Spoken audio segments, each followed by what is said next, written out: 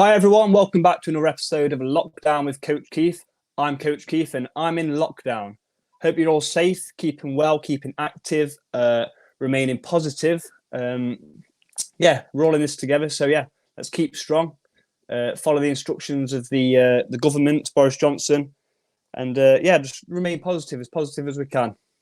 I've got a great guest for you today. He's another local lad, professional squash player, Dec James. So let's bring him on to the stream.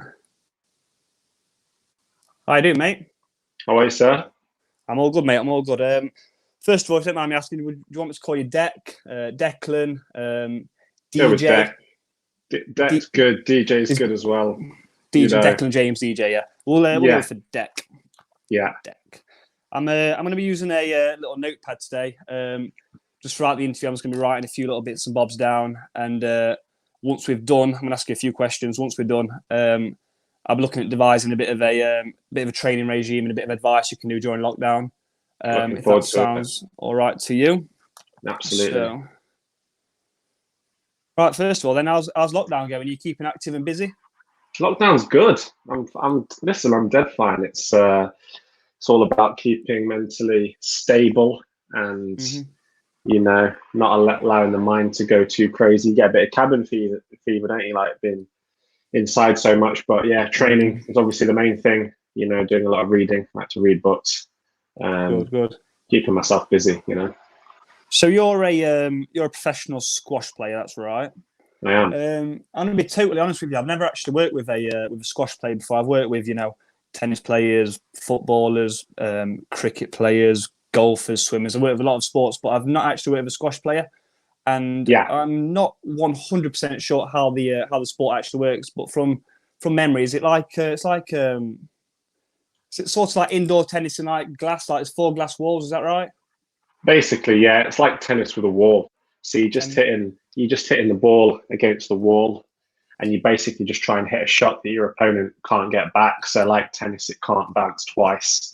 Right, okay. So yeah, you're basically just in a box room with 4 walls. A bit like the cube. Have you seen the cube on the telly before? Is it similar to the cube? Yeah, similar to the cube. But yeah, it's basically the same as that. Yeah. And what is it? Is it like double glazing glass? Is that right? They call it. It used to be called perspex glass. So basically, you can see when you're on the outside, you can see in clearly, but then when you're on the inside in the court, you can't see anything outside because obviously there's spectators sitting there, and you don't want to be able to see them. So yeah, it's kind of like one-sided. It's like one-sided glass. So it's quite safe then. People don't really tend to fall through it or smash it with the shots or anything now. Yeah, no, you don't see too many eyes getting taken out. It's generally okay. And what is it? Is it like a 5-on-5 sport? Is it 5 individual? Individual. They All right. do play a bit of doubles in the Commonwealth Games, so you got 4 people on a court then. But for the most part, it's a one-on-one. It's boxing. It's one-on-one environment. You're in a scrap. Yeah. Quite similar to boxing, yeah. Like it's quite a lonely sport, and if anything goes wrong, you've only really got yourself to blame. Training, if you're not putting the work in, again, you've only got yourself to blame. Right, got you. Yeah. 1-1. And how do you score squash? Is it pointer? So it's pointer rally to 11 points in a game, and we play best out of 5 games, so first to 3. Oh, so it's just 1 point per shot per rally. Right, okay. Yeah. You watch the tennis on the television, it's 15, 30, 45, deuce, love. I'm sat there thinking, why don't they just go 1, 2, 3, and 4? No idea where that came from. Whoever invented the tennis scoring system wasn't the sharpest knife in the drawer, were they? Doesn't make sense. And what are your achievements in squash to date? Bronze medal at the Commonwealth Games. Bloody hell. Nice. And going forward, what else would you like to achieve in the game? Commonwealth gold would be good at the next games. So obviously the next Com Games are in Birmingham in 2 years' time. So that would be that's at the top of the tree, and then becoming world champion one day as well is the other main goal. So did they do squash in the Olympics? They don't. This is the big controversial topic. The big question of debate. Squash isn't an Olympic sport. It never has been.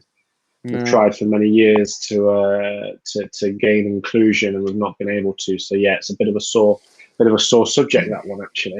That's a shame, really, because I can remember when a few years back now I was in the running for the selection for the Olympics, and I had to pull out due to injury. And I can remember at the time it was I don't really want to talk about it, to be fair. What sport was that? Coaching. It was coaching. Right. Okay. I was going as like a general coach for all sports. I think the term was just to go and just kind of overlook the swimming, the golf, just a general sports overseer kind of thing. Yeah, as you would. Yeah. And if you didn't become a squash player, what else would you be doing? What would you like to be? Probably tennis. As I say, it's the same as squash, but you just get paid more. So probably tennis. Yeah. Quite annoyed that my dad didn't get me into tennis instead of squash, really, because I probably have a bigger house by now. But yeah, there's more money, more fame. You get to play Wimbledon. Yeah.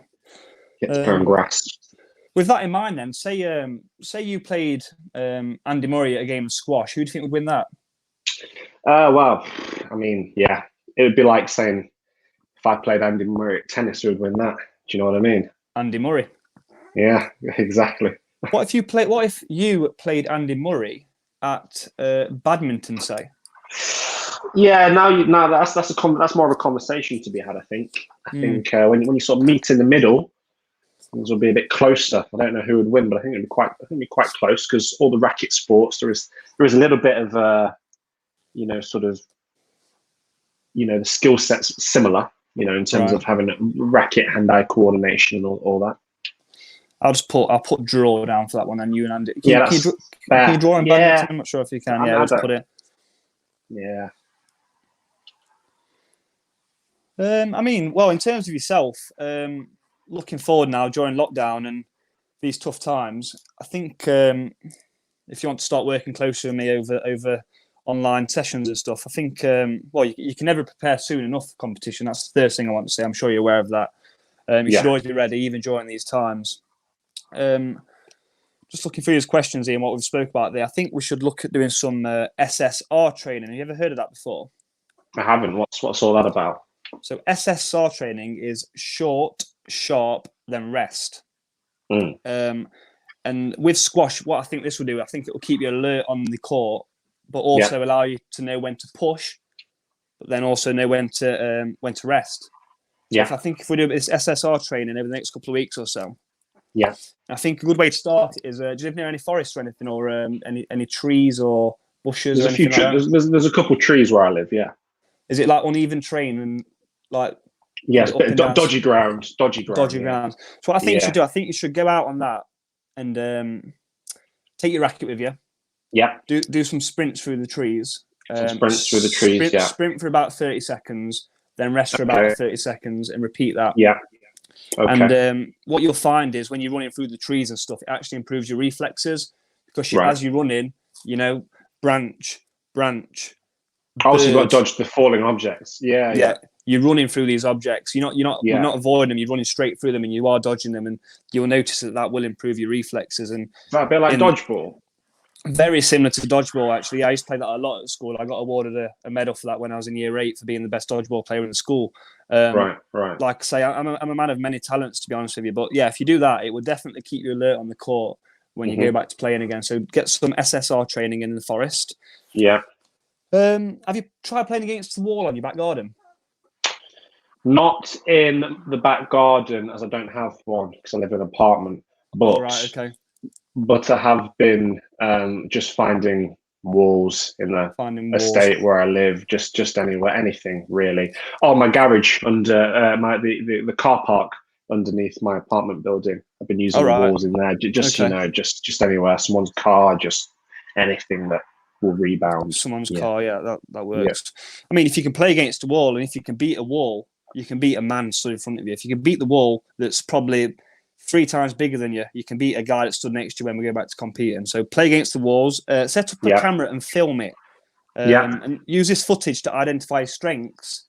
More importantly, identify your weaknesses. Yeah, video analysis. So if I said to you right now, what is your weakness? What would you say? My movement. you say that you didn't answer that quick enough for me. Your weakness should be your. Right. As soon as someone says weakness, it should be there. You shouldn't have to think about your weakness. Ask me what my weakness is. What's your weakness? My workload. I've got too many athletes after me. I'm high demand. I've got too much happening. That's my weakness. Right. So you spread yourself a bit thin. Exactly, yeah. And I think if you use that footage to watch your game back during these times and you've got a lot of time on your hands, you'll definitely pick up a lot of things you can work on. I think it's also a great time to work on yourself. Yes. Start using a journal. Have you got a journal or a diary or something? I haven't. You haven't? That's a surprise.